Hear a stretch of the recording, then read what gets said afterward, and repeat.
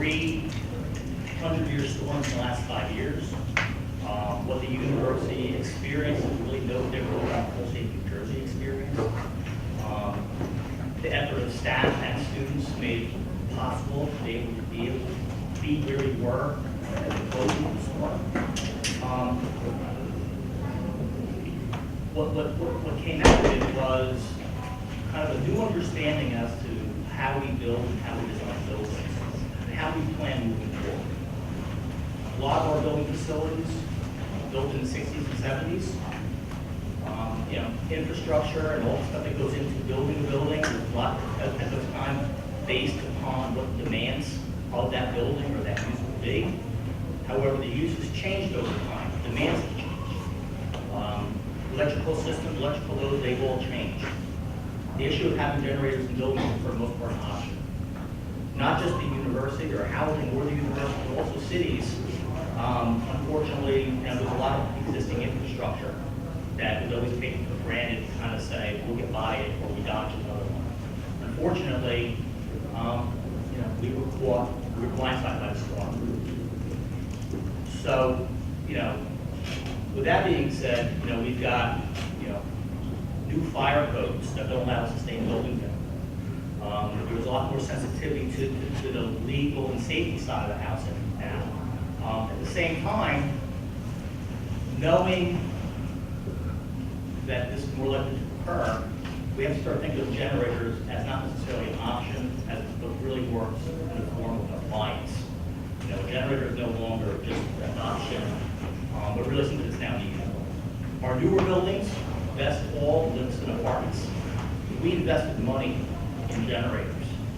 $1 million here, about $1.8 million at Livingston apartments to make sure that if we lost power, those who could stay. And they also became station locations, so we had to relocate students. Unfortunately, buildings that don't have generators are on battery backups for the most part. You have about 2 hours limit on battery backups. The majority of our generators, with the exception of, well, actually all of our generators, with the exception of the Livingston Housing and Dust Fall, are primarily life safety. The intention of generators, for the most part, is in the event of an emergency, people can get their way out of the building safely. That includes egress lighting, that includes the fire alarm system, the event that happens when students are removed from the exit door, and we also tie in our car readers and our access systems into it. We also, basically, in some buildings that we have, we also have to consider tying in pumps. So, for example, city pressure on water, for example, is usually good up to about 4 stories in terms of head pressure. Something mentioned is head pressure. Once you get to 6, 7, 8 stories, there's actually pumps that got to push the water up. So, our high rises, for the most part, those pumps are also tied to the ground. Right? So, what came out of this is the need to really revisit our stuff, determine through both the committee that Mike Colbert is setting up in terms of the response to the storm, in terms of identifying the lessons learned and the demands. My team is also started assessing feasibility at high-level locations where we can invest in generators that are bang for the buck. Like Joan said, funding is based on the needs that we feel okay with here.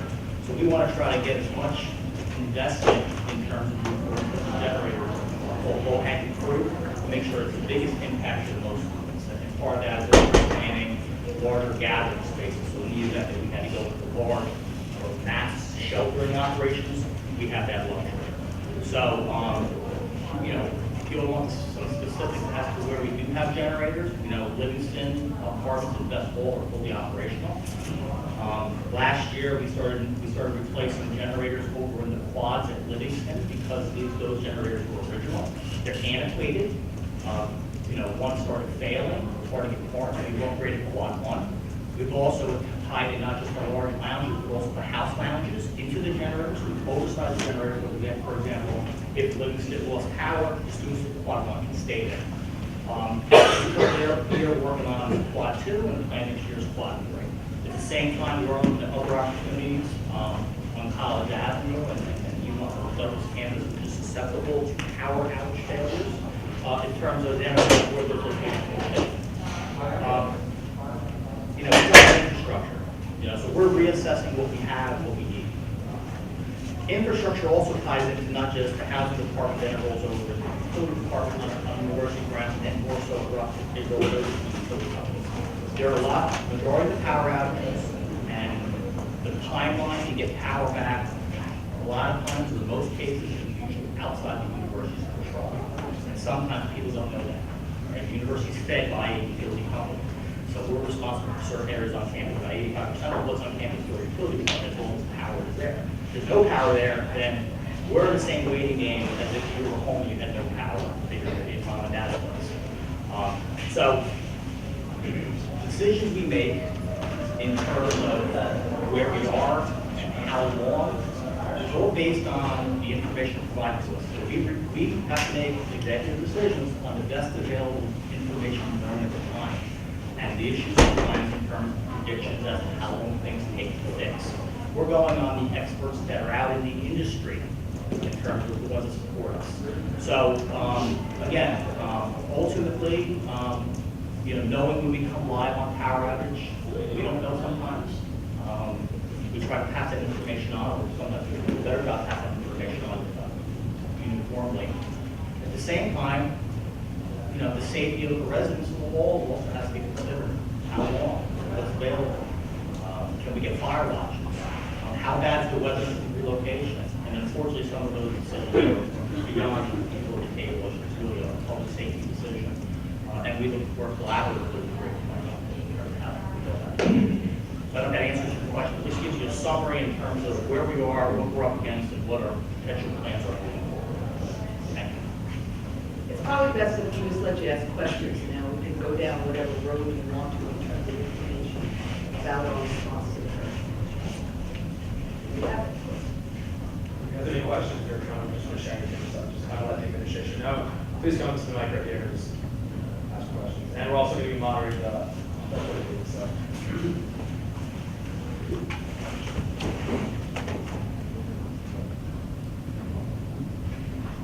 Hello, my name is Pablo Sokolov. I'm the treasurer of RHA, the city government.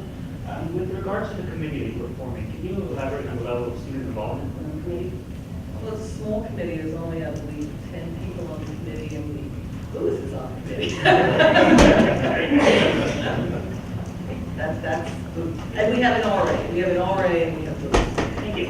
And a grad student.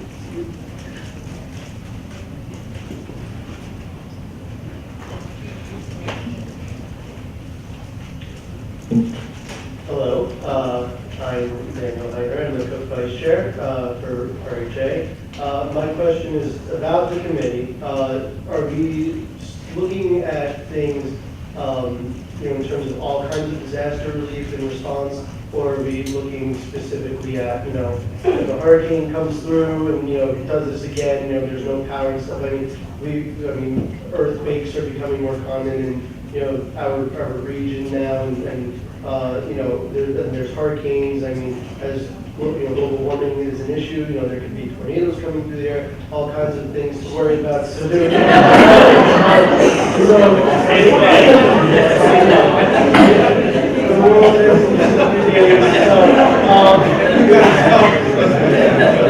just want to know, are you looking into all kinds of threats? Yeah, I think we're looking at everything. The biggest thing is this. There's going to be a lot of opportunity, unfortunately, when it comes to weather that we may have to reload. And that could be in a hurricane, a tornado, it could be in a blizzard, all of those things. And so the committee's looking at all of that because we want to be prepared for any kind of natural disaster. And want to be prepared if it's just flooding, or maybe it's just a power outage, or maybe the water is bad in New Brunswick, but not in somewhere else in New Brunswick, or not in Seattle. So it may not be a natural disaster or catastrophe that causes these things, but we will be prepared because maybe we have power, but our water is bad for whatever reason, then we still can't stay if that's what's going. If we're going to leave, then we'll leave. There may be some things we can do short of that, which may mean that we cut off some of the water or we put up signs not to use the water. We don't want to have to move students unless we absolutely have to. And so this committee will look at all of those avenues just to make sure. A lot of those things that we do may not be up to us. So when we evacuate, we don't decide that we're going to evacuate. Typically, it's got to a point where we have to evacuate because we get told to evacuate. But short of that, if we don't have to, we won't. But we will look at all of those things just to make sure we're covered, because you're right, I mean, things are beginning to increase. I've been here for 20 years, and so in my 20 years, I think this is the third hurricane that I've been here, from the Floyd to the Irene to Sandy. And so I think that we will get better. But as Joe had mentioned, this one kind of rocked us a little bit more than anticipated. And my second question is, when the committee has come up with any policy and procedure for response, how are we planning, if you have decided already, how are we planning on educating students, as to the policy and procedure now of what will happen in the event of these emergencies? Well, we haven't gotten quite that far, but my thought is, though, we will come up with some kind of finished product, like some type of manual. And the RAs or A's in the buildings and the grad staff and our RLCs will make sure our students are well aware of what to do in case of an emergency with these things. That may be through floor meetings, maybe through tips. We're still in the process of working some more things, those things out. But we will make sure that our students get as much information as we can give them to prepare them, and continue to give them updated information throughout whatever situation that we're in. Thank you. Absolutely. So,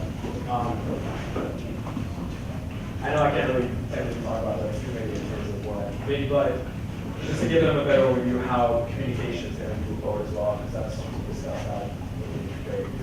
And just like the plan as of now. Yeah, it depends. If we have power, then of course, we will send information out. If we don't have power, then there's information we will try to get out, be it fax, be it like a tip sheet, we'll give each student information through floor meetings, but we will keep you updated. Some of the things we talked about are other modes of communication, and that may be in the residence hall if we have a certain number of students. Maybe we have a bullhorn that kind of gets the information out. Some places have intercom system to get information out. So we will use anything that we have, given what's happening to our building. If we don't have power, then cable will probably be the best way. We're looking at radio and some of those things to communicate to our staff, and while the building can communicate to the students.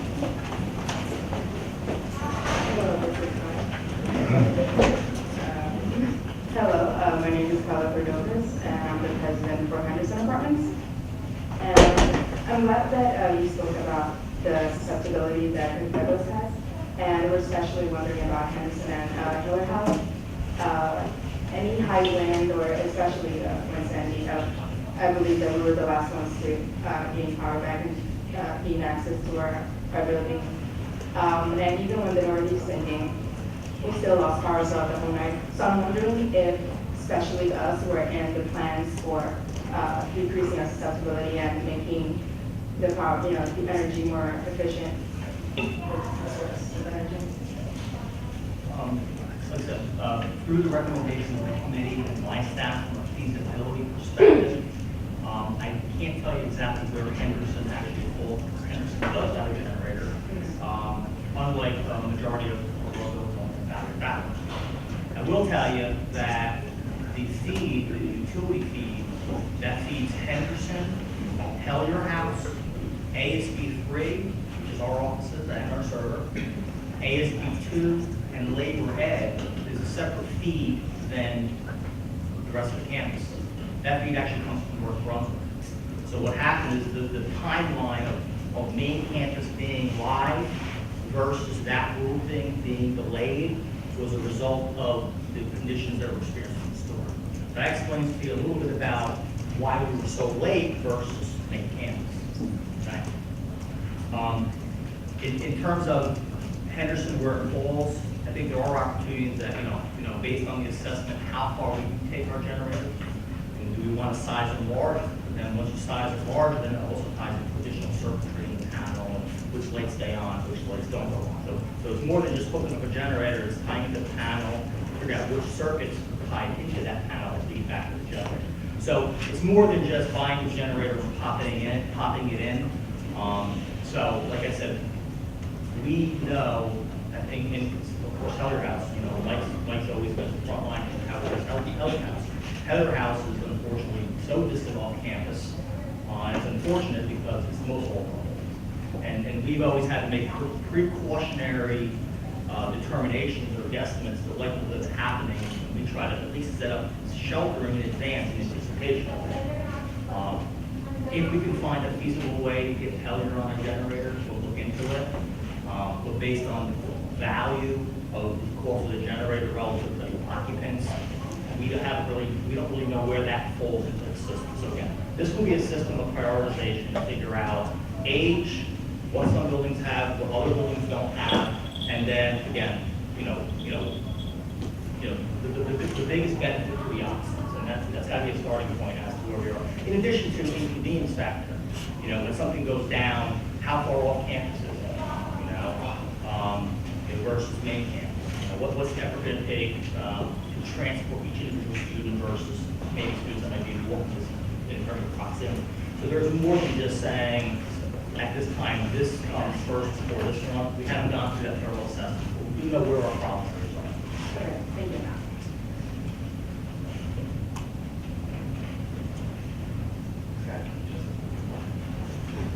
Hi, I'm Mike Lee. I'm the Public Relations Director for the organization. I was wondering what process of the, let's say, emergency plan for certain storms, what process do you go about that, and where do you get information from about the weather to make these plans?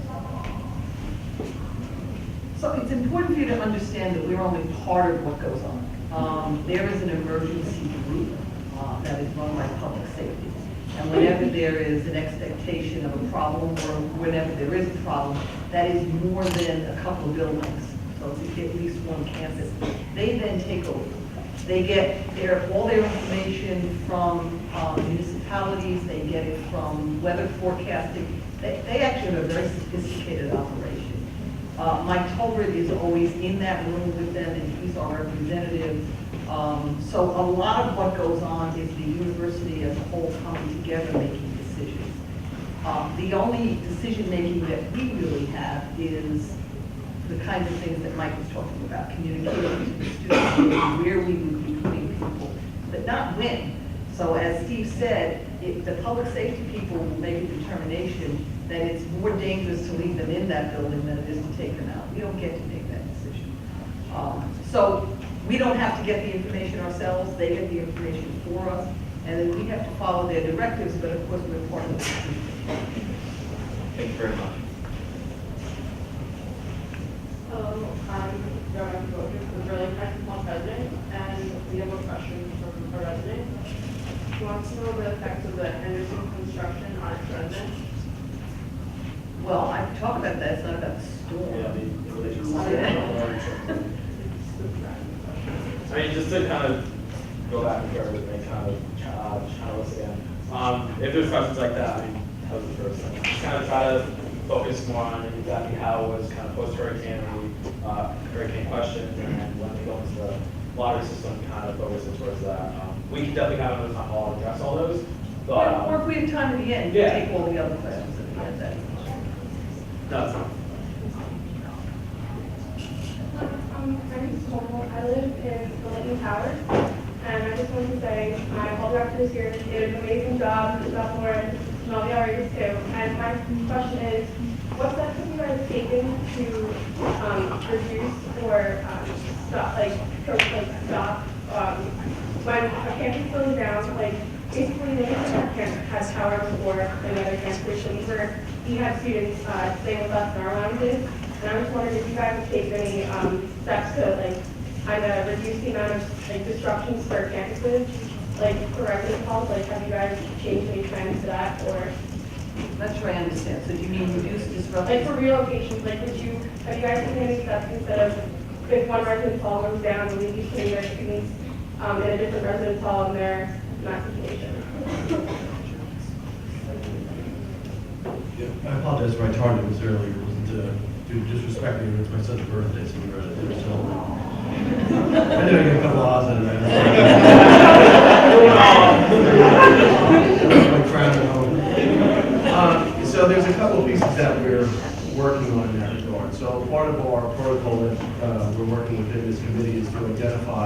within each residence hall, what's an appropriate number of evacuees that we can accommodate in any given space, say in lounges and common areas, things like that.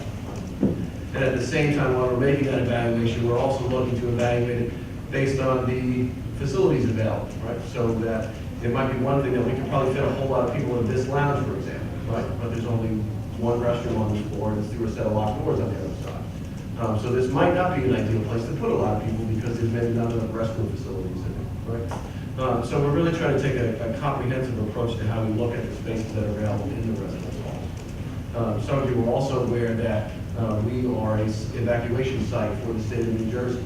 And so our rec facilities are typically utilized to provide housing for emergency shelter for folks that are evacuated throughout the state. So what we've been trying to do is work with our partners on campus as well, to also look at other spaces that are available on campus outside the residence halls, when we really have to do these mass relocations.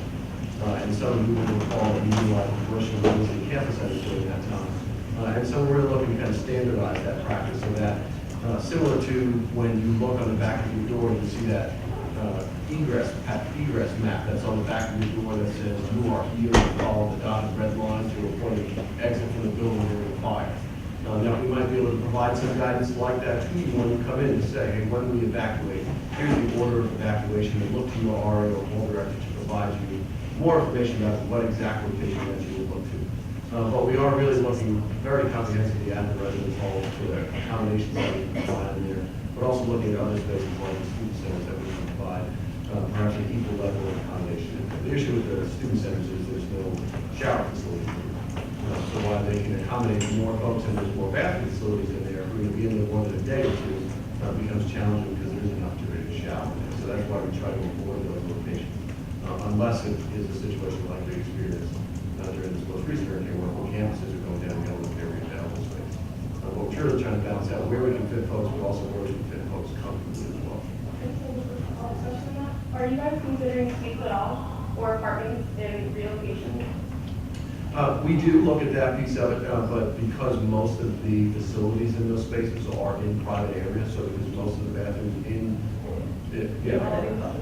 so that's an issue for us, right? And so we look at those lounges as kind of our absolute fallback position, that if we are in absolute need to get folks out of an area and we are filled up in every other available location, then we would utilize those. But it really is a ranking system to look at.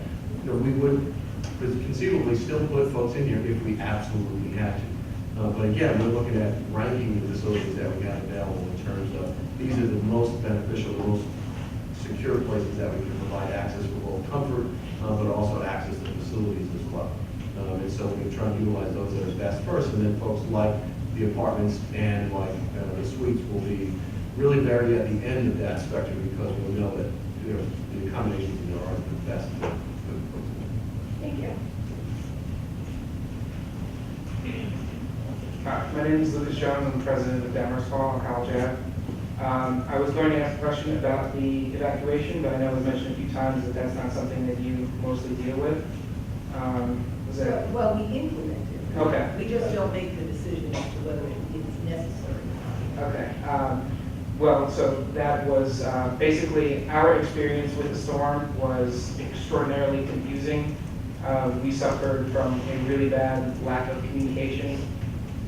First we were told we were not going to evacuate, and then, 2 hours, 3 hours, 4 hours, and then, okay, now we're moving out at the height of the storm, dodging roof shingles coming off of the quads down College Ave to get to Clothier. We were not informed to stay away from the water where a few residents get sick because they drank water. And then the last part was when we were finally moved to Bush, we were told under all circumstances, go home, even if you have no power at home, go home, get out, which was the exact opposite of what a majority of people at other locations were told to do. So I was just wondering if you could expand on what you found, or if you found any weaknesses in lines of communication, or what you had planned to do to make those communications stronger and more consistent. So I can address the pieces of that and speak to those parts of the survey which other folks out here can expand on those. So when Mike was talking earlier about our communication plan, we were talking about proposals and those kinds of things. We're also looking at going back to paper point presentation, right? So that when the TVs fail and on the computers, identifying specific locations within a building as a communication point or emergency. So that will be part of our plan as we move forward, and we'll make sure that we inform folks when they're moving into the building very early on. We say, here's our designated information point, should there be a power loss or should there be a crisis. Here's the places you can go to get information in the building, right? And that will feature largely, we'll be using markers and paper and everything else in there to make sure that we get that out. Right? As far as the piece you mentioned earlier about you described as miscommunication, where you were told at one point that you're not going to evacuate and that situation changes. Unfortunately, that does happen during the flux of these as new information comes in or as additional prices begin to compound. Right? Initially, there was the power outage, which was initially understood was the primary concern, and then that expanded within New Brunswick that the power outage was in fact affecting the availability of water on campus, which then really became the primary reason we had to evacuate. And so that information is going into the flux. All you can do with communication is continue to keep folks up to date. And so within a period of 2 hours, particularly when you experience a crisis like we did, 2 hours is a very long time during that period of time, particularly when you look at the scale and duration of the storm. Those winds persisted at a much higher, equivalent level to what they were at last year's hurricane, but they prolonged over a much greater period of time, which resulted in additional damages and things that required us to continually reevaluate those pieces. And again, I don't want to sound like we're kind of beating a dead horse, but again, the decision about the evacuation piece changes as public safety gets additional information, and so those things will change and drop and drop. Let me say too, that we were impacted by the use of buses. Again, normally our past practices have been that we evacuate on the same campus or we evacuate close by. We had to get people to a distant campus in the middle of a storm. And we had to get the bus people to get us buses. And some bus drivers were willing to drive and some were not willing to drive.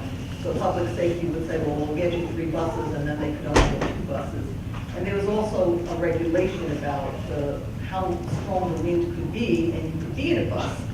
So apparently this information was in flux through the storm. And it caused, did I cover that, Mike? Because Mike was the one who sort of at the actually doing this. But that's sort of what caused, oh, we're ready, oh, the buses aren't here. Oh, we're ready, oh, the bus drivers won't drive. And there was all of this this issue that had to do with the strength of the winds and whether we could get those buses in there. Your question started with, did we see a fault in the communication students? That is the number one fault that we see. And we do feel that that is the number one thing that we need to do. It needs to be improved. So understand that if we think that if our communication to the staff had been better, the bad communication was caused by lack of equipment. We didn't have walkie-talkie. We didn't have a lot of the things. Half of us are on Verizon, which stayed up during the storm. Half of us were on Sprint, which did not stay up during the storm. If we had had better ways to communicate with each other, the students would have gotten better information. So we're working on that. And yes, absolutely, we see that as something that needs to be improved. And we're sorry that some things that you're describing really should not happen. Thank you very much. Good evening. My name is Deborah Lynch, and I'm the second of Quantum Livingston. And I guess the main question is, you have briefly mentioned how you're working on getting generators for best set on Bush. You have that, and then you have workflow on the Livingston that you're working on towards Quad 2 and Quad 3. And although the situation on those is not directly affecting me, I was just wondering as to why you would choose to facilitate Bush and Livingston when, if anything, in the case of hurricane, they'd be the 2 campuses least affected by the storm, considering the fact that College Ave and Pacific are directly next to the river. Well, Quad 3 had generators. So basically, what's happened was Quad had from the onset, constructed generators for my safety. What had happened was we arrived at the Kidney Quad. Each generator supports 500 students in emergency life safety. So we had a generator in Quad 1 failing, as I mentioned before. That needed immediate repair. We We know that the age of quad 2 and quad 3 are right behind it in terms of getting permits. We put together a plan that basically says we already have wiring, we already have a station, generator station there. They are basically relative to the cost of bringing a whole new generator in and doing the wiring. The cost to do that was minuscule relative to bringing a whole new system in to be so. Tell me what's new. Well, How much? the cost to replace a generator in each quad, in addition to adding additional wiring that we're doing for each house lounge, we're probably looking, historically about $200,000 per generator. For us to bring a brand new generator in to a building, preferably two buildings, that we potentially package, we're probably looking at possibly $500,000 for the setup. So the question ties into allocating the funding that comes out of our operating expense, put money into generators, keep the money, everything else has to happen. So we're going to create a prioritization plan, like I said, in terms of what comes first. So the question as to why the quads, that was basically low-hanging fruit, because we've got 500 kids in each quad. The investment in terms of where we need to go has to be on the New Brunswick side of the road. I just want to let Henry speak for 1 minute about cost, because you may be shocked by what we're talking about cost of generators. Yeah, so we always are analyzing to see where should we be investing our funds into. So when we look at various projects, we want to look at cost, but also what's the investment that is going to benefit our students. We look at areas where we make dollars. So we take an area, and I'll give you an example. This project, we're going to be going through some major renovations in the next 2 years, right? So we're going to probably start in the next 12 months. That project alone, because we're going to put some major investments, we are going to put generators there. Now, the level of generator, we have to determine that. We're going to hire some engineers, they're going to help us do a study and determine what is the best options available to us. But a very quick study that we did about 9 months ago showed us that we wanted to put a generator that light up all sufficient quad area to be more than light safe, to be more economical for investment for all of us to work. And then we have to start, looking at the cost benefits. For $3 million, what does that mean for our base? We have to now put in in order to increase our housing rates. And so we want to be economical, we want to be smart about how we invest those dollars. But we always are looking for the opportunity, what are the biggest opportunities like Steve talked, low-hanging fruit, where we basically feel we can put in investment and really impact the majority of our students if possible. And some of the buildings, because you have to understand that the majority of our buildings were built prior to 1960. And those buildings, it's not as simple as just bringing in a generator, looking well. We have to look at the entire electrical components of that building. And that adds to the cost of those funds as well.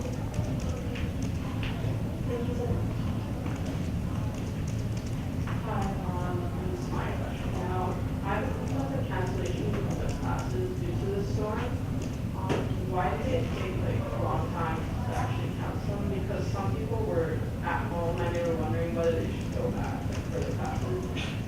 Yeah, we not only don't make those decisions, we weren't even participating in those decisions. So those are really decisions that are made, in this case, was made by the president of public safety, and it has to do with whether they believe that it's too dangerous for the students and the faculty to come to the campus.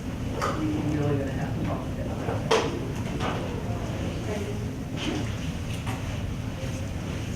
Hello, Council. I know you guys have a lot of struggles with what you guys can, and I was wondering, what is your allocation, what is the city? Allocation, meaning what do we have control over and what, okay, in terms of electricity. Like I said, all the power that comes to the university is here. So if a telephone pole off campus and it's hitting the campus, we can't control it. If there's power to the campus and there's one building is up and another one's not up, and that's a university. So the responsibility is really down here. There's a variety of different fees that feed, there's some fees that feed Rutgers, there's some fees that feed the loop I mentioned before with Henderson, Hellier, pays fees and labor rep. In New Brunswick, there's opportunities that if there's a problem in one area, it's almost like a grid. So if there's a problem in one of the legs of the grid, they can backfeed it for all the squares to get it where it needs to go.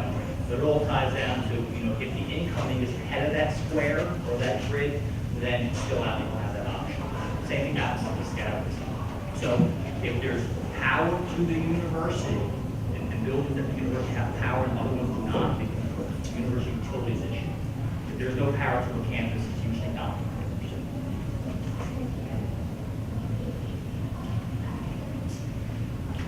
Hi, my name is Alma, and I'm president of Jamison. So my question for you guys is, will you guys be incorporating maybe the House President in emergency planning?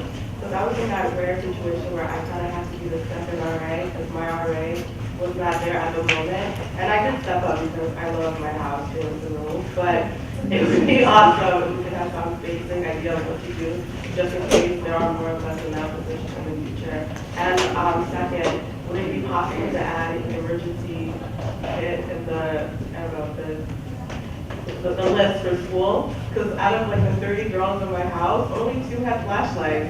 That was a big problem. So there's a couple pieces to what you just mentioned. So I'll start with the easy part first, talk about the low-hanging fruit, which is the latter portion of your comment, which is one of the easiest things that we've identified to try and address is when we send out these FAQs and this information about what to bring to schools, we're going to put flashlights at the head of it, so that folks know, hey, bring a flashlight in the event of something happening. Working backwards through your comments, we've also identified as part of our plan some of our assistant facilities managers from the housing side have really come up with some great ideas about creating these areas within each residence hall that would be designated as equipment spaces essentially. That, as I mentioned earlier, we're going to have these communication points within the residence halls that emergency information will be posted at that location. Similar in close proximity to those locations will be also these emergency supply repositories that will include pieces of flashlights for staff, lanterns that light up bigger areas, some rain equipment, some emergency first aid equipment, basic first aid, but things like that so that we will have some greater resources available here too. Starting with the beginning of your comment, we identified that also kind of subsequent in the storm and after the storm when we talked about the availability of our staffing and where folks were located. Because, quite honestly, our RAs and our home record staff are students as well, who have families of their own as well. So we encourage folks to stay on campus, but if somebody has a family member who's in need, perhaps a single parent at home or somebody who had experiences damage or other issues that were going on, we did try and accommodate those folks to be available when they could. But we also recognize that puts a hole in our communication plan and our response plan when a staff person is not available. And so we're looking at trying to build in some redundancies and looking to identify other resources that can fill in those capacities. Whether that's shifting our current staffing patterns around to accommodate those so that we might, on a temporary basis for the duration of that emergency, kind of shift some staffing patterns around to fill in for a person who may not be there, but also utilize other staff. We have a not insignificant portion of our staff that do not have direct in-hall responsibilities. So folks that work in offices like community standards, that work on large-scale program committees, we're advisors for these organizations, right? RHA and RHA, so folks that are not directly tied to a residence hall. And one of the conversations that I've been having with those kind of specialty folks is about how can we better incorporate that into our emergency response plan, hopefully to help fill some of those gaps that we experienced when a staff person is perhaps trapped in an location. We had one staff person who went home for the weekend before the storm really kind of came on everyone's radar, and they got stuck there and couldn't get out, despite the efforts of trying to. So we recognize that that's a piece that we need to make sure that we are really allocating our resources in a better way, making sure that we're pulling in those other folks that maybe don't have some direct responsibility there, that they can kind of fill in some of those gaps for us to make sure that there isn't anybody out there in our community that's feeling that they're off on an island or aren't getting the information and the support that they need for this crisis. So you definitely touched on an important point for us, but we also think given the current resources that we have, some ways that we can fill in those gaps given the existing staff capacity. Thank you.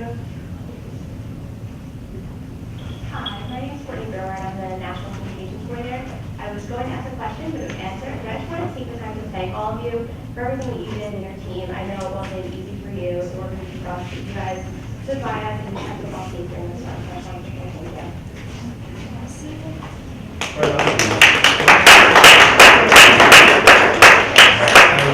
First of all, really kind of give yourselves and your fellow students more than applause on the back. Because I'll be honest with you, I was there when we moved people into the student centers and, at some point, we developed a certain, folks were sleeping on floors in some locations, and quite honestly, when we were doing our info sessions in there, I was in there that afternoon, kind of telling folks, hey, this is what we're gonna do, this is kind of how we're gonna set you up, and really expressing that you can see a bunch of upset folks who are displaced for go to the store, you have to kind of pack a quick bag, and everything, and the student center, and all this other kind of stuff, and quite honestly, the response from the students both to outreach during the crisis, I mean, there were a number of folks, and I believe there were some folks in the room who helped coordinate this response, who volunteered in the middle of the storm to go to the shelter sites at the rec center and try to help others during that time. That was all students on campus. So, I mean, as much as we did work and our staff worked tremendously throughout the night, you all worked too, but a big spirit of what they did.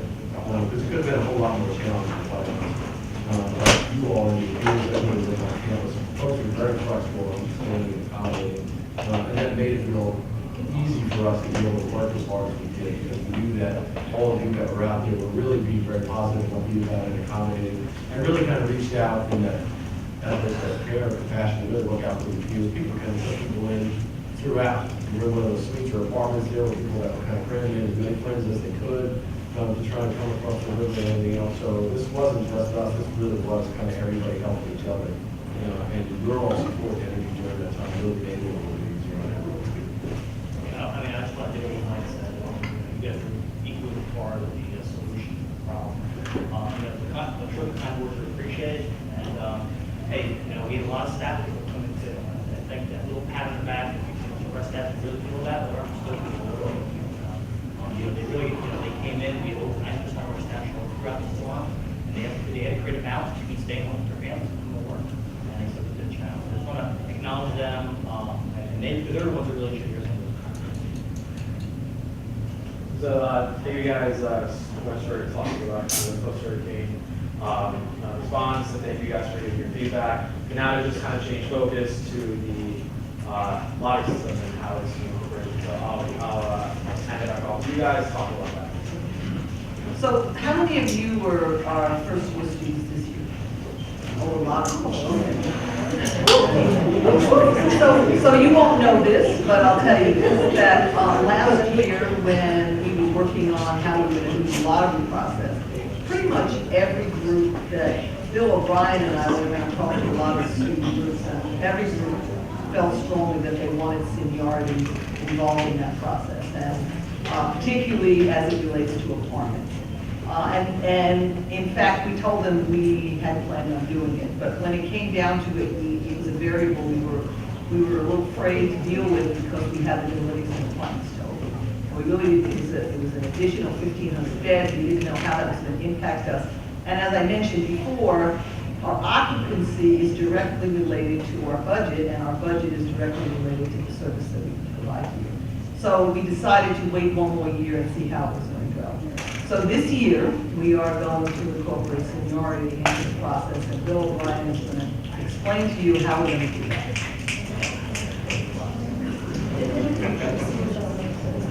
Okay, as, well, since there's a large majority of first-year students that's on the hand, let me just give a brief overview to make sure everyone's on the same page when we're talking about lottery. So anyone that is an incoming student, whether you're a first-year freshman or you're an incoming transfer student, typically goes through the admissions enrollment pathway. You apply online for housing, and although it's not written in stone, we've always managed to accommodate any first-year or incoming transfer student, on campus to find that housing. After your first year, however, the demand for housing considerably increases, and the number of available spaces that are on campus is not, at the same level. So, over the years, in trying to accommodate the fairest way possible, the number of students that would remain on campus after the first year, we designed a lottery process. So what that means in general is, in the spring semester, just like you applied online when you were an incoming student, you go onto the website, you apply and submit a lottery application, basically stating that you are interested in housing for the upcoming year and that you would like to participate in the lottery. And what that means is, during the course of the first couple of weeks, you submitted lottery application. As we roll into the beginning of February, students receive a randomly generated lottery number. And at that time, the students then begin to group up based on the housing options that they're interested in, and they apply over the course of February and March, depending on what the interest is. So for example, in the beginning months of February, students are interested in the special interest housing area, West Hall, DRC, etc. Group up, you apply online, and we take into account the lottery number to determine who is eligible based on each of those housing options. In the past, in most cases, it was primarily based on the randomly generated lottery number. So, a group of 4 students that are interested in an apartment, they would group up together, and the lowest lottery number in that group would be utilized to determine if they're eligible to select a space. So if we have, just off the cuff, we have 1,000 spaces and 2,000 students apply for those spaces, only 1,000 are going to get in. So we utilize the lowest lottery number of each group to determine who is eligible. Anyone that is not eligible for that round of housing option, we encourage them to participate in the further options down the road. So that begins in January and ends in March. So it's a lengthy process, but we have roughly, in total, we have about 15,000 undergraduate spaces on campus. A little over 5,000 are for first-year students, and the rest are for upper class. So to give you a perspective, last year we had over 11,000 students apply, stating that they would like to live on campus for the following year, and they were competing for about 9,500 spaces. So there is a higher demand, technically, than how many spaces are on campus. Not to scare everyone, just to let you know, over the course of the past few years, even though those numbers show that we're unable to house everyone that participates, there is a melt that occurs as the process moves forward. So over the past 2 years, I can say that anyone that stayed with us for the entire lottery process was given the opportunity to select the space. So the last process is the residence halls and doubles. Anyone that went through all the processes that were unsuccessful or anything else, they primarily had a space to select as the process moved forward all the way down to the doubles. So, with that being said, however, one of the other criteria that has been tossed around for a number of years now is the factor of incorporating seniority into the process. Because it's just a randomly generated lottery number, students felt that, well, if that's the case, then a sophomore student could have the best lottery number, and they most likely would be able to get into the best apartment complex on campus. And that's not fair in view of upper class students, that are juniors and seniors, that I've been here for a long time, and how come I don't have any type of priority for that? With the expansion of our on-campus housing spaces for upperclassmen, meaning the living center complex, we now are incorporating the criteria of seniority. Now, if you do a straight seniority across the board, what that says in most cases is that the juniors and seniors gain the advantage of living on campus, with the possible fear that the most of the students get pushed off are the sophomores. So when we were deciding how we were going to incorporate seniority without impacting a large portion of one particular class year, we needed to make sure that there was a balanced approach. So in saying that is, the apartments for this year will have seniority incorporated, meaning that it's a straight seniority process. So juniors and seniors would have a higher advantage during the apartment selection time to gain eligibility to select an apartment. To ensure that that means that all the sophomores don't get kicked off campus, the balance is that we reverse the process for the suites and the doubles. So essentially, it's a reverse seniority process for the doubles and suites. So logistically, if you're still with me, how do we do this? In terms of the apartments, what we will do is we will assign a point value system to class year. So meaning someone that has a class year that graduated in 2013 would have a point system of 4. And then 2014, system of 3, 20, etc. We would reverse that point value system for students that are participating in the doubles and suites. So someone that has a class year of 2016 would have the point value of 4, and then so on and so forth. So 2013, which would be a senior, would have the point value of 1. So those point values will be attached to the student's class year. All right? So we will utilize not only the class year point value system, but also the lottery in general. So essentially, when we're talking about the apartment complex, students will group up depending on what their dynamics. It's all seniors. It's a mix of juniors and seniors in your group. When it's time to determine who is eligible for those spaces, we will calculate the point system for each of the groups. So, for example, a full group of seniors would have 16 points in each group, and et cetera, and so on.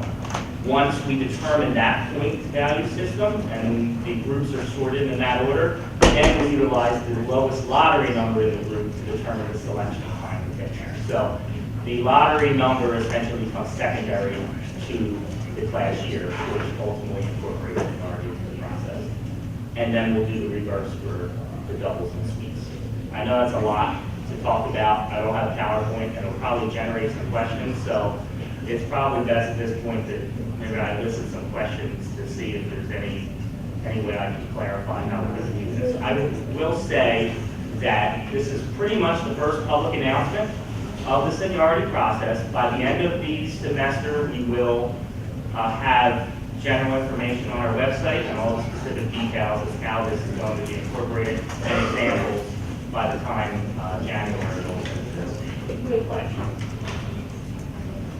All right, so if you guys have any questions, please come up. Just kind of get an overview of the lottery system. Hi, guys.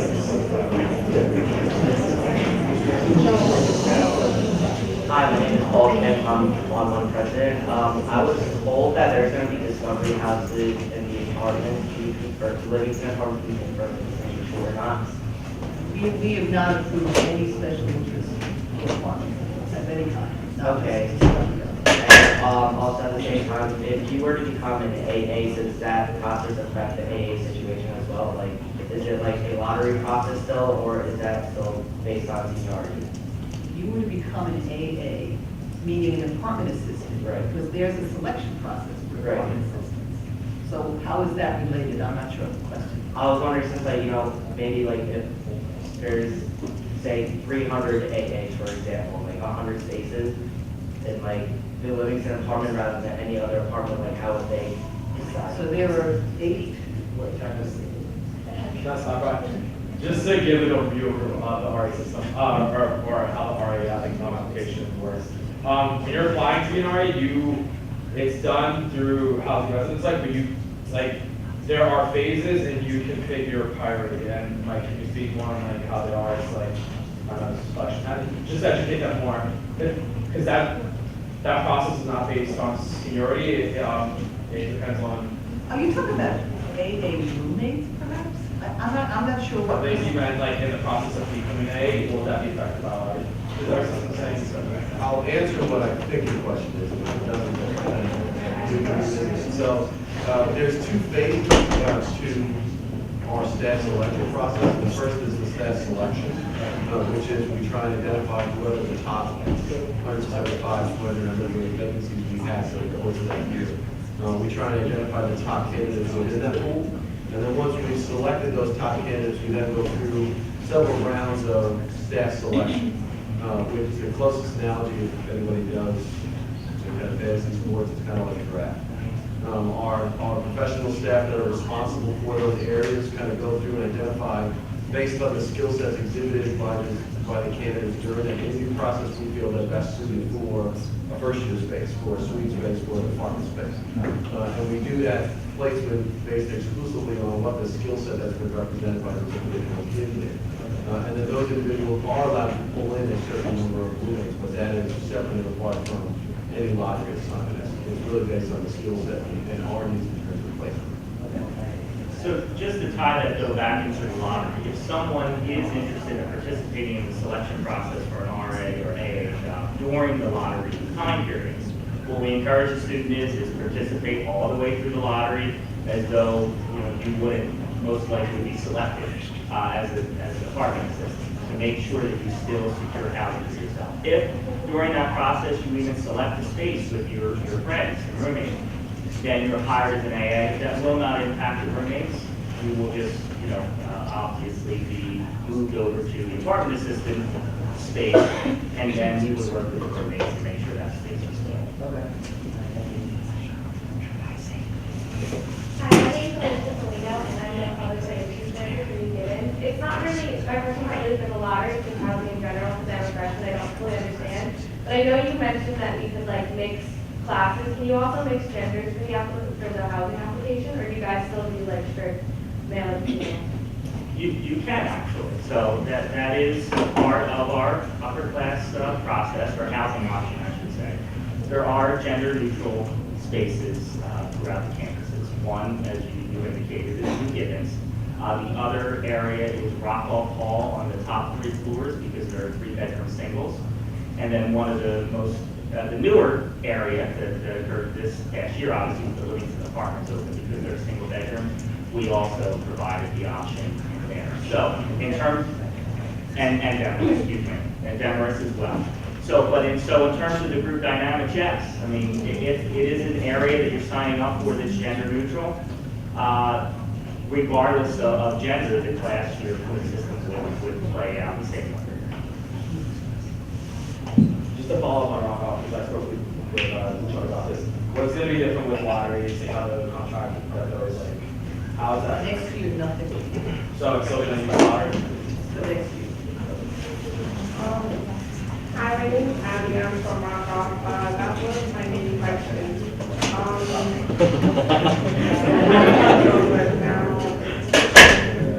Well, let me just say to you about Rockoff is that we're beginning, the final sale, if there is a sale, never been finalized yet.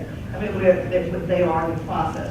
But if it is so, we're ready to go with a transition committee that's going to work on making sure that the students have all the information they need. And if they want to stay in Rockoff the following year, they certainly will be able to do that without any problem. Okay, so you'll still be able to sign back in? Well, it'll be up to the company that buys it, whether they do that or not, but it certainly is to their advantage to do that, and we would recommend that.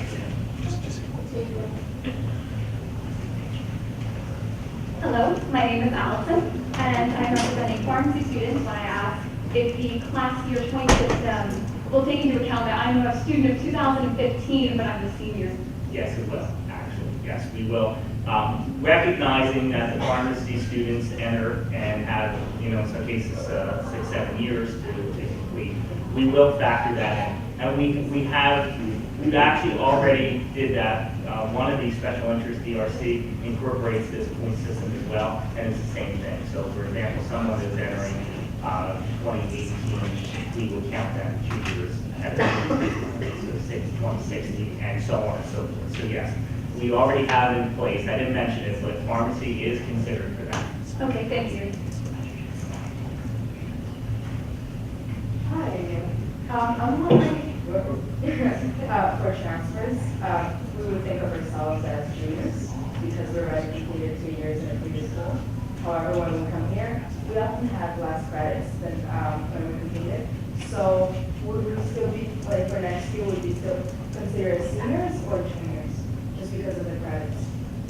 Well, the way we're going to determine class year is based off of what your academic record through the registrar's office is reported.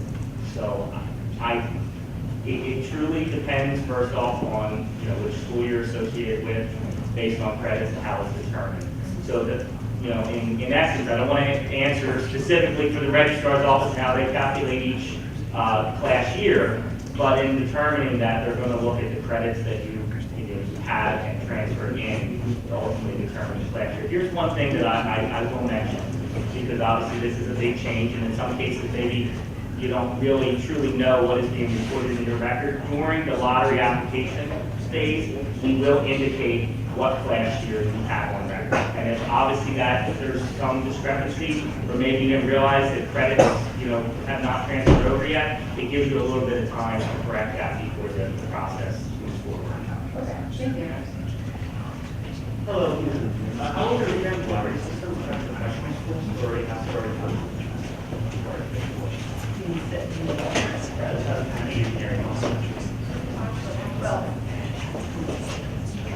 So SEBS, the current SEBS priority is for SEBS students together to sign into the Cook apartments. That will continue to be exactly the way it was last year. What you may want to know is that we gave them a ceiling of how many they could fill, and they didn't get anywhere near it. So if you're looking at a large amount of space that we're putting aside for SEBS, and we'll continue to do it. Engineering doesn't have priority, except for the first year students. That's where they chose to put their priorities. So they have 2 buildings plus part of desk, and then they have an honors building for special interest. Thank you. Hi, I'm wearing my other hat now. I am now president of Richards and Nichols Apartments on Bush.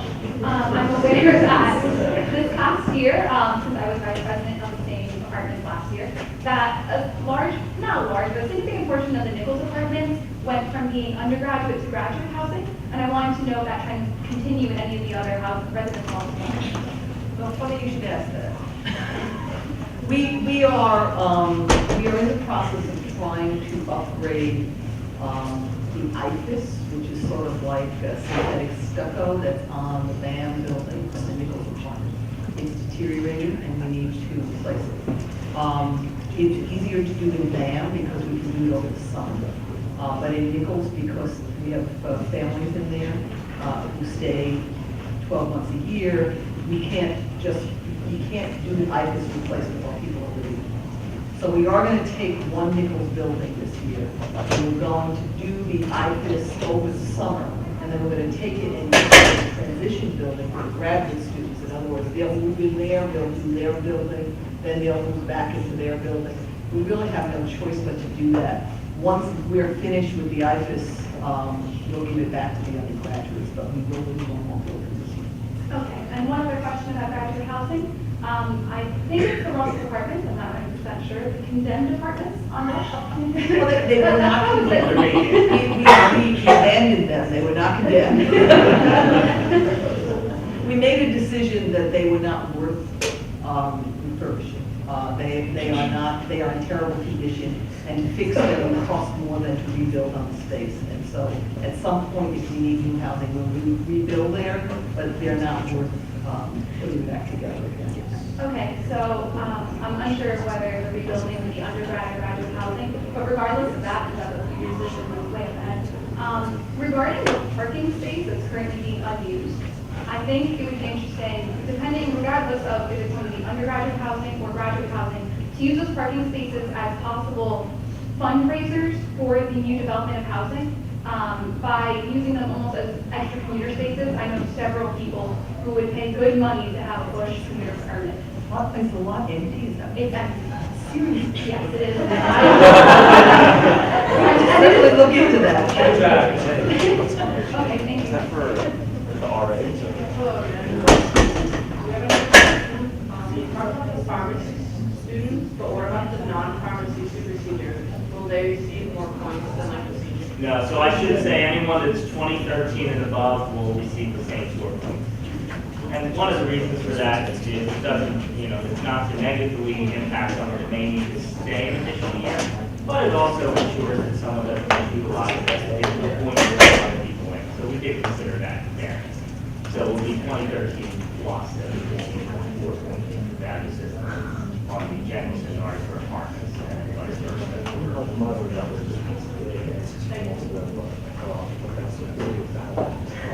I'm sorry to ask a question that is specific to only one building, but I don't know if you're aware of Demer's status within SignDax. Basically, we run our own SignDax process. Our students still apply for lottery numbers, but we have our own process for that. And I wanted to make sure that this new seniority program is not going to change how we run our SignDax. Okay, so let me clarify what you just said. You don't run your own sign-back program. You are a special interest Well, yeah, program. yeah, no, And people apply to live in your building, and you have a committee that chooses those people. That's no different than a lot of our special interest programs. Okay. That will continue exactly the way it is. Fantastic. Thank you.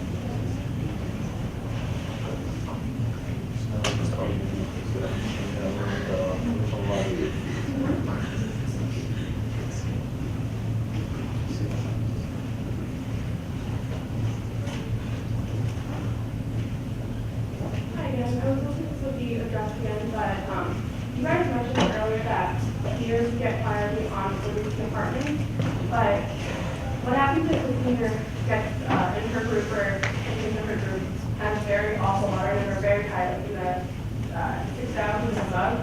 What are their options after? Because you said there won't be priority in dorms and doubles, so what happens if you don't get any senior department?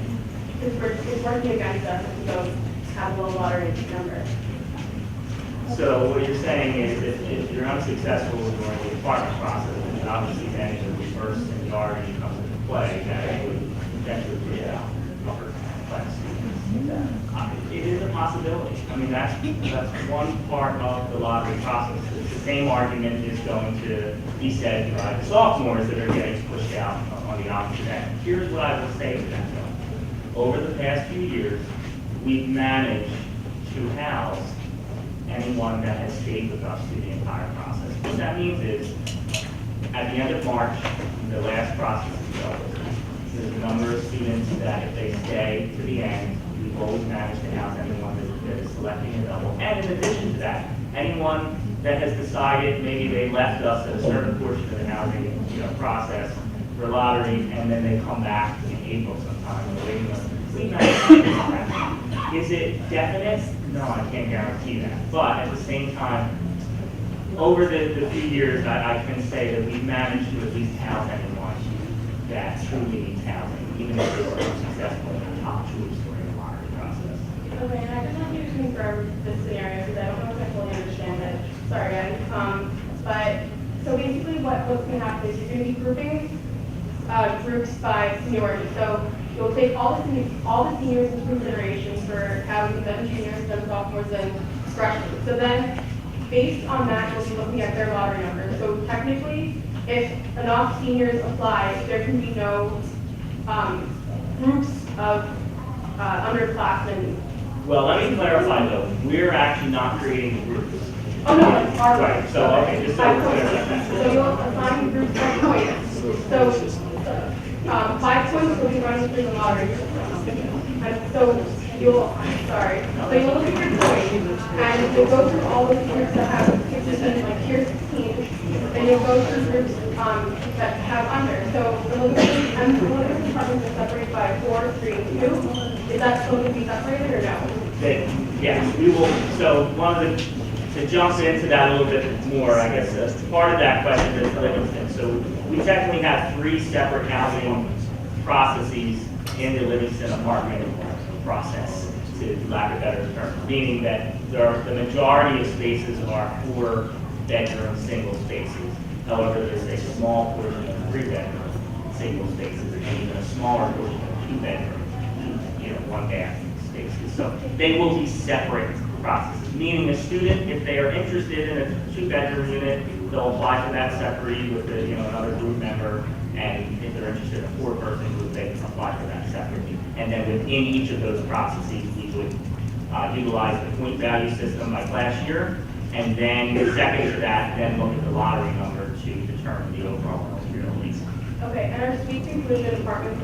No, so the apartments use a straight seniority process, meaning that the juniors and seniors pretty much have the higher advantage in gaining the opportunity to live in an apartment. It's reverse for suites and doubles. And what I was saying is it's kind of a way to ensure that we should try to get a balance classes, we try to get a balance of students in all the class years retained on campus. If we do a straight seniority for apartments, suites, and doubles, then potentially we make the majority of students that are in that 3,000 students that potentially melt, as I said, 11,000 versus 9,000 spaces, it could be all sophomores. And that wouldn't be advantageous, so we reverse it. So the apartments specifically is the highest point value systems would be juniors and seniors, and it's reversed for the suites and the doubles. The highest point values for suites and doubles would go to the rising, first year to sophomore level, and then sophomore. Okay, thank you so much. I just wanted to stress one point. If you guys are even unsure about getting housing for next year, please get a lottery number. Even, I can't stress how much it's important to get a lottery number. If you're even slightly considering it, get a lottery number. It'll really help you along. Yes, no, that is, I can't stress that more. that's important. Even if you're not thinking about it, right off the bat, it is important to at least apply for the lottery number, because if you do decide to come back in, say mid-February, you at least have a lottery number to participate. Get one. All right. Thank you guys. Hi, I'm Allison. I live in Philadelphia. I did my my second year there. And both years I was the football players. And I know they have... Is it? No, I live next door. I knew we didn't make that mistake. But, no, I just wanted to check. I know that they have priority housing and that, well, a type of priority housing, and that is against NCAA rules for them to all live together, and that's why some of us are mixed in as well. But we have completely different schedules, and I know it's a part of college, but I can be studying for an exam and you have their game. They're very nice jobs, and they're very, very bad all the time. So, is there a possibility that we can work a way out? Okay, so again, the priority housing that they're given is very similar to what we give for special needs housing. And you're right, they are not all housed together, and it is against the regulations for them to be housed together. But you know what, they're students, just like every other student. And if students are disturbing other students, we need to address it. We have very good relationships, Mike and I have very good relationships with the football coaches. So you need to speak up. Arian Bryant is your assistant, your RLC over there. Talk with him about it. And he'll talk with them, and they've really been very good about responding to those kinds of complaints. So let us know. Hello. So someone asked, will you have lottery numbers you have to play last year? For example, you need less than 770 to get. So this is an interesting topic that comes up every year, and the question seems to linger. Every year, students are very interested in what happened last year. So, truthfully, but let me clarify in what I'm saying with that. Again, like you just mentioned, knockoffs. So what was the cutoff last year? Or what was the cutoff for Livingston apartments? We really cannot compare each year and determine, and to kind of determine if you have a shot based on the lottery number you have this year. And the reason for that is it's not just, well, there's two things I should add. Now seniority comes into play. So that completely is apples to oranges. But second to that, even if that didn't come into play, the expense in each process is separate. And it ultimately depends on who is participating in that process and which lottery numbers are in play at that time. So this year, the cutoff for a particular apartment could be 3,000, but next year it could be 2,000. It just depends on where students are going to go and utilize those numbers. So I know we get that question all the time because it is. This is a very stressful time. Students think that they're unable to get their top choice, especially when they get a lottery number tested out. But at the same time, remember, we use the lowest lottery number, so truthfully, if there's a group member that's a lower lottery number, that's the one that's in play. Last thing I will say, lottery numbers are not transferable, and you cannot sell them. We see that online every year as well. So, I think did that answer your question? So to answer the last question, just Hello again. So my question for you, as I've been at this meeting 3 times before about the changes in the lottery system, is how many different ways would you look into incorporating seniority? Only because when I first was told that it was going to be incorporated this year, the way I thought of it was that the way that the system always worked, however, it was going to be the selection within your actual space once you were told, you know, you are good to be in this area, that like for the new apartments or the starting apartments, somebody can say, oh, I want that space right next to the town building or right next to the gym, versus, saying, oh, seniors have a larger priority to actually get into this space rather than make it a fair, get into this space, but actually choose your location. The issue for students, as we understand it, is that for upper class students, particularly the ones who do get an apartment, to take them from an apartment and then ask them to go into a residence hall room the following year is a nearly impossible transition. And so they needed to have a priority, not just in selecting the apartment they had, but actually for having that apartment. And it just sort of makes sense because the sophomore who now doesn't get the apartment can say to themselves, well, I can get it next year. Whereas the senior just really gets pushed on the campus. And so what the students have been asking us for is the priority for apartments rather than just a priority for seniors. Thank you very much. And just before we round it up, does anybody have any general questions? Just, not really. Kind of like general questions for anything, we'd like to ask someone here? Not really.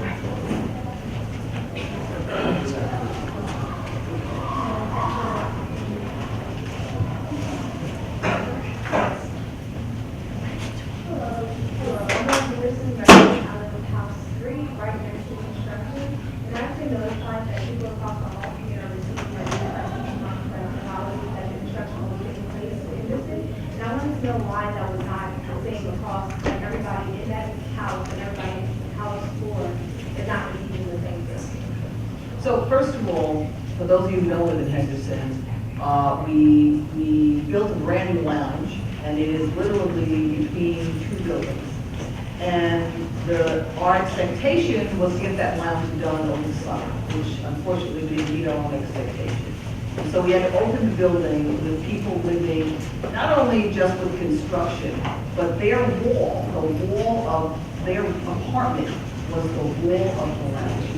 So the amount of noise and disruption that they were about to experience was incredible. So while everybody heard noise, the folks who were in those buildings shared a wall with the lounge that was being constructed. And if you can imagine the banging and the other issues that went on, and so they, yes, were given a significant reduction on their rent because of that. It would have been unreasonable. Truthfully, had we known, we might not have even filled those apartments. That's how much disruption we expected, and that's why we gave them a significant discount. Okay, well, how come, everybody else wasn't, compensated for something, even if it was, half, because we're experiencing the same noise, although they strip the wall, but it's, literally, they're in my bedroom, hanging on the wall, and also I hear them talking on the wall, and I had friends that live in an apartment basement, and they say, you see, we're walking, continuing to put up their lines because of the workers, and they were out. Well, first of all, let me say that I'm happy to say that you are going to be finished soon. We're talking December 6th. I want you to say Friday. We are going to be finished. As soon as we're finished, I think you need to sit down with residents, all residents of Henderson, and talk about what might be there. I do feel like we can possibly compensate others. We cannot compensate them the way we compensated those that shared a wall with that construction. And I want to mention to all of you that we're thinking, there's a lot of things that we can't get done because we don't have enough time over the summer to do all the projects that need to be done. And this thing in Henderson happened accidentally. We really expected to finish this lounge over the summer and weren't able to. But now we're thinking that maybe we would consider something like construction pricing for being in areas that are awful in terms of disruption, but that maybe those people who are willing to not have to spend a lot of money would be interested in being It certainly worked out people who got that discount from all, as compared to. So anyway, as soon as we're done, we're gonna come over and we're gonna sit down with the residents, we're gonna talk about, what can we do for you to make up for the fact that you did have disruption, not the kind they had, but certainly some disruption. We will do that. Okay, I'll set it. Okay. They said they were notified during the summer that construction will be going on, and we didn't receive any type of email as far as construction go. Like the first day I moved in, it was like, oh, there's construction. Like I didn't receive any type of email over the I'm summer. pretty sure we sent an email to every. Oh, you know what? I know. I sent an email to those women who were shared those walls, and then Nicole, your rep, wrote to everybody else in the building when we all arrived. That's what we did. Okay. So just to elaborate on Joan's comment, that project has been the longest project we've ever been involved. It really, see, the reality of it was basically, there was a lot of underground utilities that were not on drawings. We came across, we were relocating fiber, and relocating power, and even more recently, created like, and even more recently as a result of Hurricane Sandy, a lot of our subcontractors had no power in their shops. We actually lost production of sheet metal as you go around the green work you see out there. That waited us 3 weeks, and we actually lost all the material that was flooring. So that slid our schedule back another 3 to 4 weeks on top of that. So again, this week we're wrapping the project up. There's furniture in there, it's already installed, and that we're punch list program.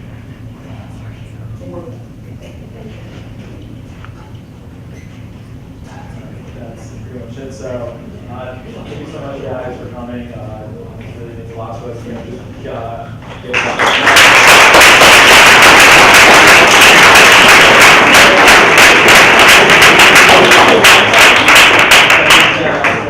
Thanks to Star TV and Target for coming here, and all of you guys for advocating on behalf of the residents and your constituents, to all of the people who came in to our organization. Again, RHA here. The reason we're here is to really empower you guys to really give you a platform to speak with administration. And as you can see, they're very open to sharing input, so please don't be afraid to really voice your concern or just have a voice. And we'll see you guys in more town halls.